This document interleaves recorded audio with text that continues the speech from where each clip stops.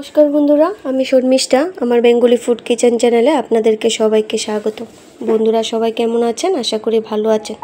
তো আজকে বাবা বাজার থেকে মাছের মাথা এনেছে, তো এখানে রাখা আছে চাল কুমড়া। তো আজকে চাল কুমড়া দিয়ে মাছের মাথা দিয়ে আপনাদেরকে রান্না করে দেখাবো। তো আশা করি আপনাদের পুরো ভিডিওটা দেখবেন এবং আপনাদের ভালো লাগবে। আমি মাছটাকে ভালো করে নুন আর হলুদ দিয়ে মাখিয়ে নেব।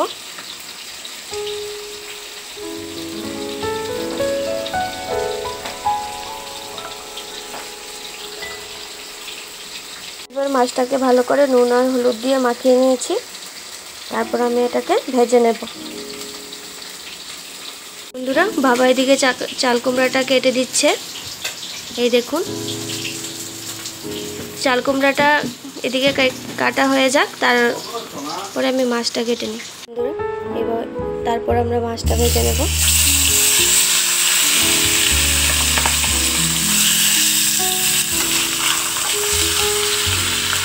বন্ধুরা, তো আমি চাল কুমড়াগুলো কুচি করার আগে ভালো করে ধুয়ে নিচ্ছি।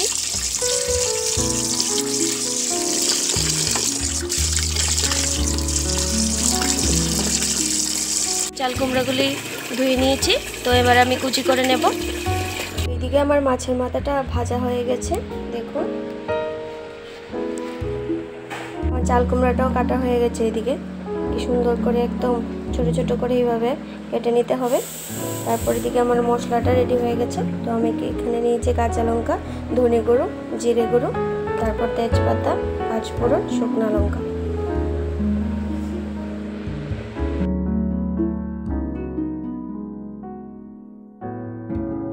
তো আমি এবার কড়াইতে অল্প পরিমাণে তেল ঢেলে দেবো।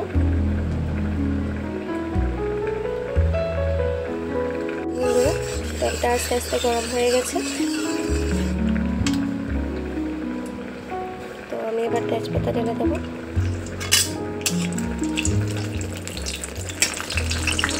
শুকনো লঙ্কাগুলো দিয়ে দেবো।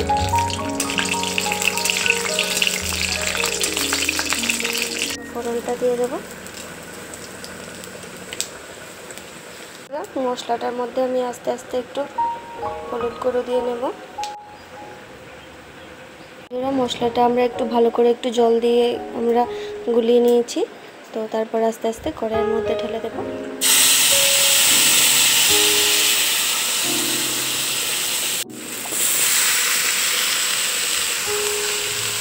একটু নুন দিয়ে দেবো পরিমাণ মতো।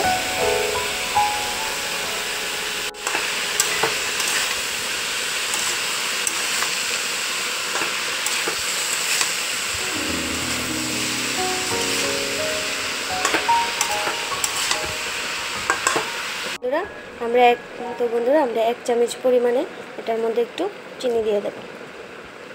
তো বন্ধুরা, এটা অনেক সহজ পদ্ধতিতে রান্না করেছি। তো চাল কুমড়োটা অনেকভাবেই রান্না করে অনেকে, তো আমি একদম সহজ পদ্ধতিতে রান্না করেছি। তো আমার ভিডিওটা অবশ্যই তোমরা দেখবে। তো ভালো লাগলে আমার চ্যানেলটাকে সাবস্ক্রাইব করে দেবে, কমেন্ট, ফলো, শেয়ার অবশ্যই করবে। তো বন্ধুরা, এটাকে আমি 5 থেকে 10 মিনিট এইভাবে করে ভালো করে ঢাকা দিয়ে দেব, যাতে কোনো দিকটা যাতে ভাপটা বের হতে না পারে।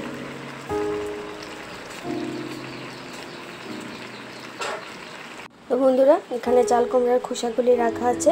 তো আমরা আজকে চাল কুমড়ার খোসাগুলি ফেলবো না। তো এইগুলি দিয়ে আলু দিয়ে ভাজা করা যায়, খেতে অনেক ভারী মজা লাগে। তো অনেকে এগুলি বাটা করেও খায়। তো আমরা আজকে এগুলিকে আলু দিয়ে ভাজা করব।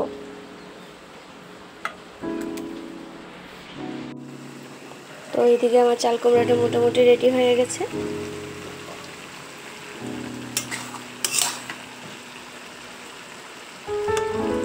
সিদ্ধ হয়ে গেছে।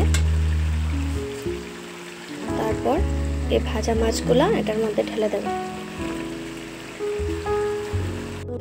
আমার চাল কুমড়াগুলি কি সুন্দর হয়েছে।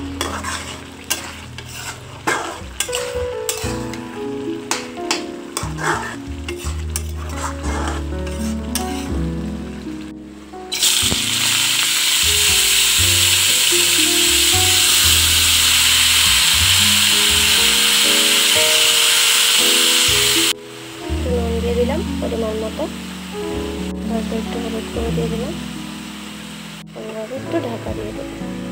তো বন্ধুরা, এখানে আমার ধনেপাতা গাছ আছে, তো ওখান থেকে আমি কিছু ধনেপাতা নিয়ে নেব আমার চাল কুমড়োটা দেওয়ার জন্য, তো ভালো সেন্ট আসবে।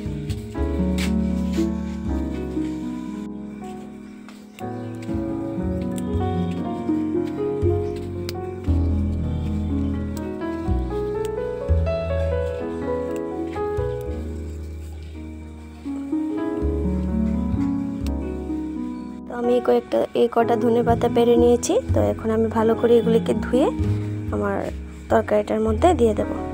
তো বন্ধুরা আমার চাল কুমড়োটা একদম রেডি হয়ে গেছে, চাল কুমড়োটা। তো আমি তার মধ্যে একটু ধনেপাতা কুচি দিয়ে দিই। দেখুন বন্ধুরা, কালারটা একদম দারুণ হয়েছে।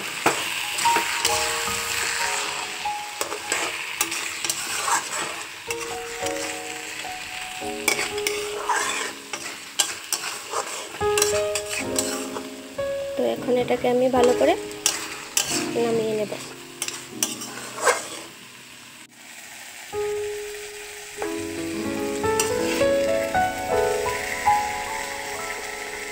বন্ধুরা আমার চাল কুমড়াটা একদম রেডি হয়ে গেছে, দেখুন কালারটা কত সুন্দর এসেছে।